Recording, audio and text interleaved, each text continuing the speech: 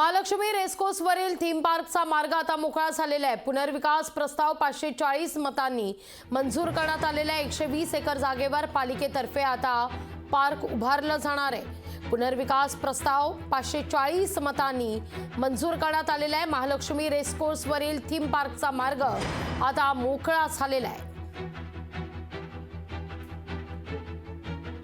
आदित्य ठाकरेंनी थीम पार्कला विरोध केला नाही की तिथे मुंबईकरांच्या स्वप्न पूर्ण व्हावं किंवा जगाला हेवा वाटावा मुंबईचा, अशा प्रकारे थीम पार्क उभं करण्याची मूळ संकल्पना आदरणीय उद्धव साहेबांची होती।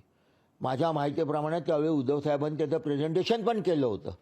आणि जर थीम पार्क सरकार करणार असेल तर मला वाटते मुंबईकरांकरता एक चांगली सुविधा निर्माण होईल।